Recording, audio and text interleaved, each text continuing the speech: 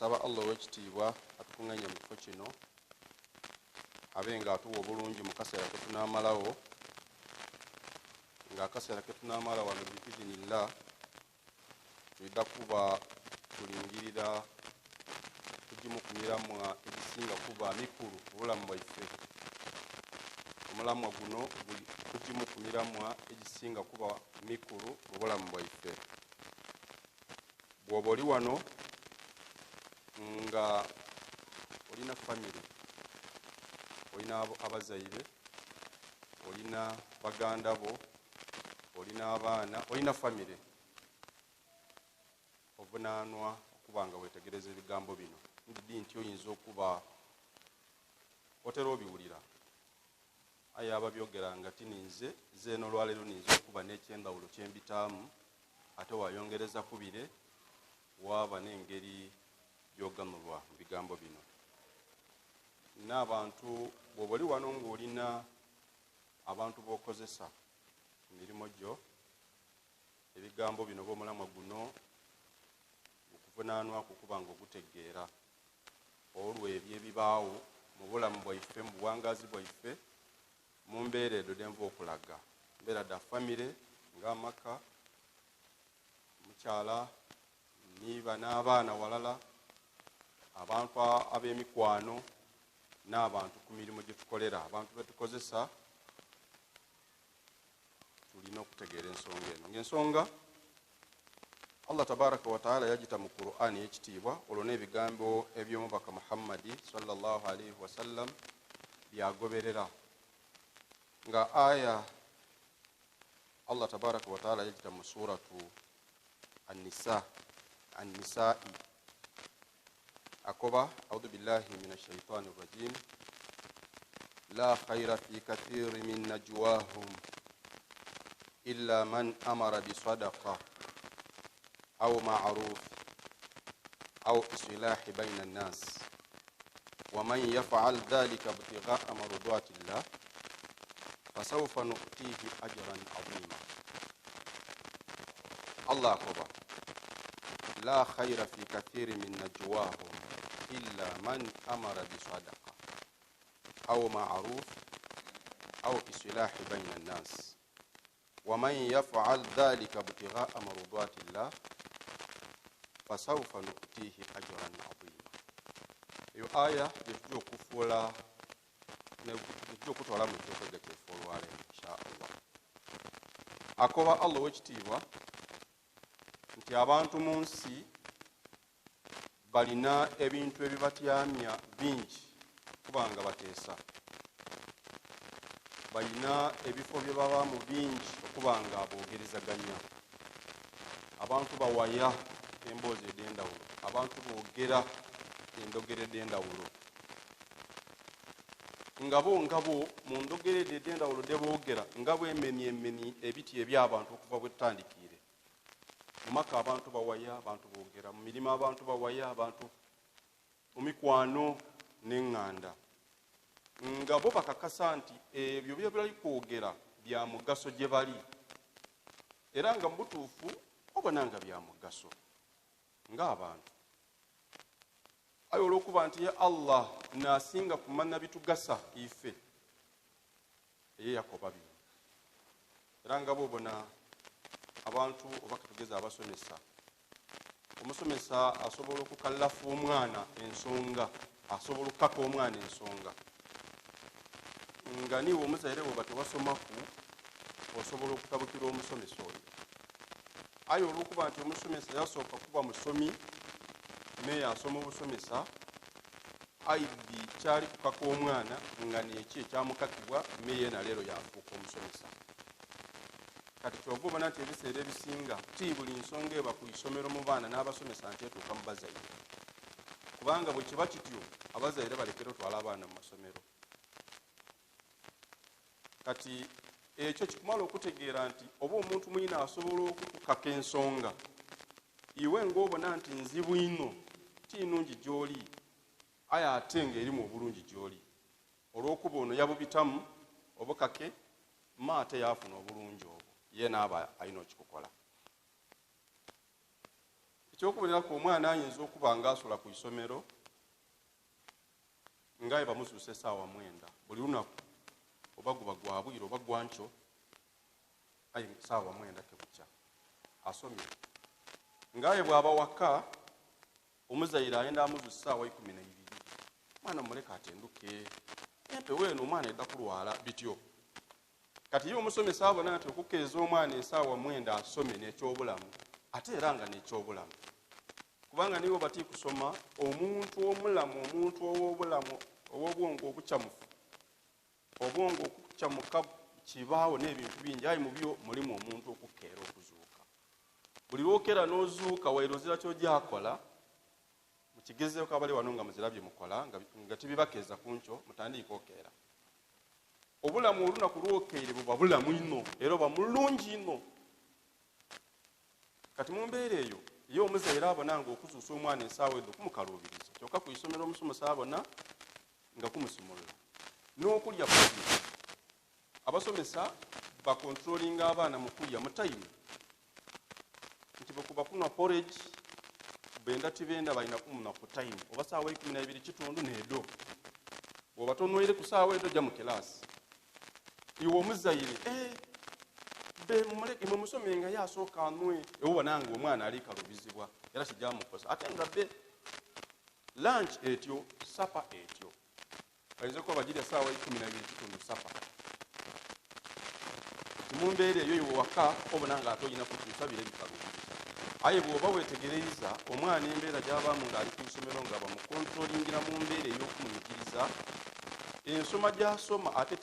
omwana ali waka nga bamulabirira tijjakola ki gyasoma ife tulowooza okuliisa omwana ino okumulabirira mu mbeera yonna nekimuleetera okuba omugezi aye ate kimusiruwaza so nga ate ekimuleetera okugezewala kumukontrolinga mu kumukaluubiriza eyo njira eyo okubalaga iteeka lino nti allah akoba nti mu byetuwogera byetulowooza nti birungi muzira kalungi enkikodde tukuba lizira mu kalungi embe ekulu lyetubaamu ine tuwaya mu bukuukulu muzira kalungi okutoolaku edibanga liri lityo emboozi lyemuwaya enkikodde mukuba lira kubaamu akalungi singa bino bikola ki bibaamu emitenda okubakobera ekisooka bwembanga mukuŋŋaina awantu mukakasenga nti mubye muli kujja okwogera mulimu okulagira abantu banaye bw'oba nfuna kyolina okolanga wakiwa omwetaavu sadakaati nga muli mu mbeera dakuwayako bulungi bwakuwaayo aye abantu abasinga niwe gye bamisomo kati toleeta musomo nga gwakwogera ku kuwaayo oba oli muzibu eri abantu era abakubona ngaoli twenda okubatoola mu ssente baabwe aye allah akobye nti mu bigambo ebyogerwa ekisinga kuba kirungi n'okuba nga ebigambo by'olikwogera mulimu okulagirira abantu okutoola ku kye balina baweeyo nga bawa abeetaavu oba nga bata aweetaagisa okuteera ensonga ey'okubye erina okuba mu mboozi dayimume libe enungi libeemu akalungi isilaahi bayina nnaasi la amuru bil maarufu okulagirira abantu okola ekisinga ekigambo ekyokubiri mumbanga muwaya mu mboozi dayimume munkikodde mukuba kale mukubenga kwensiika edirimu okulumwa banaye abantu ku lugendo kuno nga kibali kufaayo kwebisa bulungi tiibyo oba olwo olukiiko luyinza kuba ku kyalo kyawa mu nsi eno kisuubira nga eri obwerubangako nga tuviire mu mizikiti aye abataka ku kyalo bakuŋŋaanya abantu nga bali kwenda kwogera ku mulama gwakwebisa bulungi tikisuubira aye n'ebintu bye tuteeka okulondoola kale bw'obanga rcs olukiiko ku kyalo mulijja okwogerwaku mubeemu al amuru bil maarufu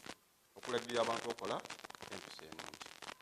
ekyo tikikoma ku kwemerera ku mizindaalo mu mizikiti kiyira ni ku levels edo enkikodde mu kuba ey'okuluya mubenga muditaamu itemu eyo ensonga ey'okusatu allah gye yakoba erimu akalungi mu kwogera kwaife isilaahi bayina nnaasi era nga n'omulama gwaife ogw'olwaleero aya eno njirese ng'erimu ebigambo ebyo bisatu aye nga nze nekera bisome ku kigambo kitya kirala isilaahi baina nnaasi, okufaayo okulongoosa embeera ediri mu bantu embi, entalo ediri mu bantu, endawukana ediri mu bantu, okukyawagana okuli mu bantu, isulaahi baina nnaasi. Singa mutyamya olukiiko, singa mutyama awantu, singa mutambula abantu babiri nga muli kuwaya, gundi bagemaganye batya, emboozi eyo ey'ababiri oba abasatu oba abameka neekasinze kubaamu bulungi singa ebaayo. Aye tuikiriza bulungi nti ate tutukola mu opposite we, nti tutambula nga twogera ku butya bale bwe batagemagana. Abo okubafunamu balina butagemagana, ayo oli akikola otya? Edo n'embeera gyetubaamu. Mu mbeera efaanano nayo Allah amaliza ng'akoba nti ebyo ebintu ebisatu: okulagirira abantu okuwa sadakaati oba okuyamba abantu, okwebisa obulungi, okola empisa ennungi, n'okulongoosa wagati mu bantu mu kwawukana kwabwe. Singa okola ebintu ebyo ibtigha mardatillah, nga niyayo onoonya kusiimya Allah, Allah akusiimye, gundi oyo n'igundi yo bagemagana, kinaaba kinkoleire, saba Allah mpemu obulungi, saba Allah nsobozesa abantu bano bagemaganye, saba Allah nsobozese. Kitegeeza nti omuntu baida y'olina akukobera ku buzibu bwe, faayo nno okusaalayo era akaibyo osabe Allah akusobozesa okutabaganya abantu abo mu buzibu bwabwe buweewo. Aye abantu abandi tufuna mikisa kuyingirawo nti kino nakyendaira, tuyida kubona ebigambo birina okutambula wansi eyo. Allah agoba fasawfa nukutihi ajiran adhima. Okola ebintu ebyo nga niyo yakusiimya Allah, Allah jakuwa empeera enene. Tegeeza nti kuli condition, nibona atabaganya abantu abali kwawukana nga niyo yindi tojja kufuna mu birungi. Sobola okwenda batabaganye babeeku n'ekintu kidogo ekira gy'oli, oyo omulodi oyo engeri gyali kwenda okumugaitamu n'emitaala we, Allah n'asobozesa n'entikola nti tajja kubaawo akafaawo, tasobola mugwira kwawo. Walwanagana ino wanoonya ayat edigaita, wanoonya ahadithi, wanoonya ebigambo ebyamaki, aye ng'oli kunoonya bagaitagane babine kye bakola ki? Kasita niyo yeeba etyo, weena la khaira fiha, najjuwa eyo ne batabamuti kalungi. So tukolenga tukulembeza nniya yakusiimya Allah, okutabaganya abantu abakoze eki abaawukayine, era ebiseera ebisinga ku nniya eyo nekireetera abantu abatali kugemagana okugemagana singa oba oyingire mu bo, singa oba n'enniya ennungi mukiringirire mubone bimeka byemuyingire mu buyisi muno nga byakutabaganya abantu byabalema bimeka, era omala obale bimeka byokozeeku nebibyo ne batabagana. Ojja kwagana ng'ebisinga bundi bibeerewo byakulema. Lwaki? Kimala kyategeerekeka nti oba yonna kyokola ki obenga. So okolenga ku nniya yakusiimya Allah tabaraka wa taala. Nabbi sallallahu alaihi wasallam atukoba mulama gweffe guli okutabaganya abantu abakoze eki abatali kireese olwokubanga ewuwo kiriyo, ewa mukwano gwo kiriyo, oyina abayina obuyidi abatatemagana olwaleero, omulimu gw'olina okola wagati waabwe kwogera nawe bigambo bibagaita, si kwogera bigambo byongera kubatabula. Niya bw'enaaba nnungi ojja kubagaita, ofuna obulungi obw'okubagaita mu maiso ga Allah, ate ne kunsi osigale ng'oli mukwano gwabwe, kubanga abantu bamala okubagaita abalala nga baawukanye tebakweraga. Mbamba yeti mu kibi abantu ebbanga libamala nga baawukanye nga baali ku baamukwano, buli omu asigala aluma omutima nga takobera munne. Oba olina ku omuntu gwali naye n'embiranye bwatya kunto nga maanyi n'omukwano bwatya kunto mwayawukana nga omutima gwe gwawukobanga ki. Kizibu ino okwagana olaakuba ati alhamdulillah, okutyawagana n'egundi nawe kyamponya kizibu. Ebiseera ebisinga toyidusa mitima nga tikwogera, era ekyo kibonera mu kwiragana. Embeera ebaawo yamasaka nakiri nga tuyinza okuira mu kuwaya n'egundi, kitegeeza nti mwali omwembi nga buli omu omutima gumukoba, lwaki kikuwaya aye nga tosobola kwata. Kati bwe wavaali omuntu akitegeire n'ategeera adabu suluhu, embeera eby'okutabaganya abantu, n'akikola aba akoze omulimu ogusinga kuba muki munne. Kyova Nabbi sallallahu alaihi wasallam akoba nti ala akhbirukum bi afdal min darajati siyani, yani tatawwu'iyya wa sadaqati wa salah. Bannaye mbakobereku omulimu ogusinga kuwa muntu madaala mu maiso ga Allah nga bw'aba agukoze gutuuka ne ku leve ey'okumunenya amadaala agasinga omuntu asiibye sunna asaire swala ya sunna ne swala ya sunna kusiba kwa sunna ne sadaqati ne swala ya sunna basahaba bakoba nti tukobere ya rasulallah yabakoba nti isulahi labibayi n'okulongoosa wagati awo abantu embeera edda abantu badikoze ki edi abantu abaawukanye ogwo mulimu munene nnyo olw'obubi obuli mu kwawukana n'obulungi obuli mu kwegaza singa okikola oba ojja kufuna amadaala manene nnyo walfasad dhat albaini hiya alhariqa kyokka ate omuntu ataawa embeera ey'okutabula abantu abali awalala oyo naayuza nga bw'onaayuza olugoye kuyuza mu lugoye ewe oba oyuza tegeeza eryo idaala iri twalebeyo tulyewala otaba mu mbeera yakukwawula mu bantu oba olikozesa metodo ki kubanga kikyamu hadithi eyo tugibwenemu ebintu bibiri mu kutabaganya abantu abaawukanye kinene kyofunamu mu maiso ga Allah n'okwawula abantu abali obumu kinene musango munene gwofuna mu maiso ga Allah tabaraka wa taala tubenga tubyewala hadithi eyokubiri ku nsonga eno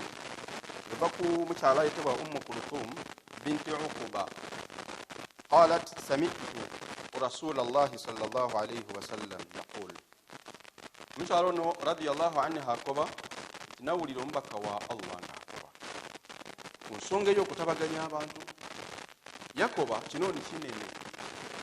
yakoba laisa bilkadhab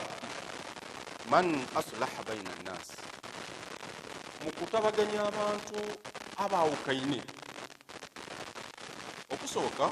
obusiraamu tubutwikiriza kulimba kubanga okulimba kamu ku bubonero bwaki obwabananfuusi ayatul munafiqu thalatha wairenga n'obundi buliyo eno hadithi yatuwa bumeka mubwo mulimu nti bw'aba ayogera mu kwogera kwe alimba makulu buli lw'oyogera ng'olimba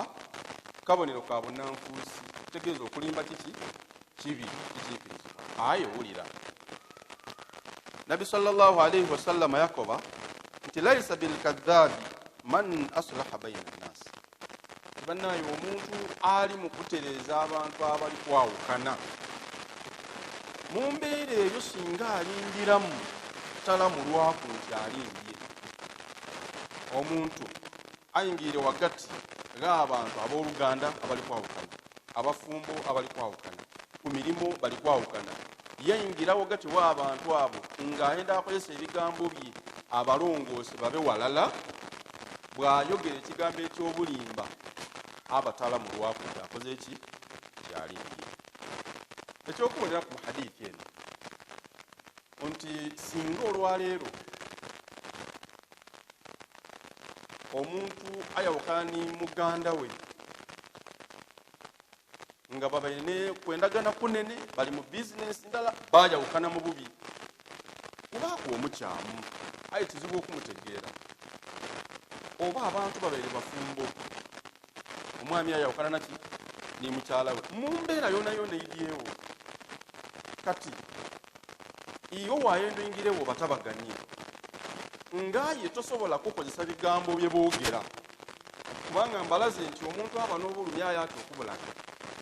abantu abasinga tulowooza nti okuba ab'ebitiibwa kulaga kuba nti tuli bawaigulu ino nze oyo aze ebyoyo byawo nze oyo tikayenda kuwulira bibye ebyo bye twogera ayo wallahi billah okwawukana kwona kwona okuluma oba oli kukyogeza munywanyi ng'omutima gwe netegukola eki kati iwe oli kutabaganya abantu abo ono byava okwogera iyo woba oyira yoole tibyokola ki tibyokoba ndikubalaga lirwotaba mulimbi oli kutabaganya abantu omwami asobola okwogera nti oyo yamwogeraku ebigambo ebinene omukazi yayogera ebigambo byona byona omwami nayogera ku mukyala kati iwe woba ojayo omukyala ole yeena okuba nti oyogera ku naye kabiri totwala bigambo ono byakoze eki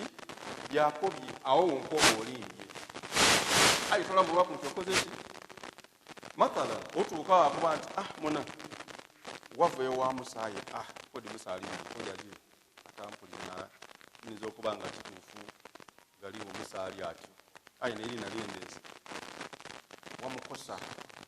oidinga omusaala nemulime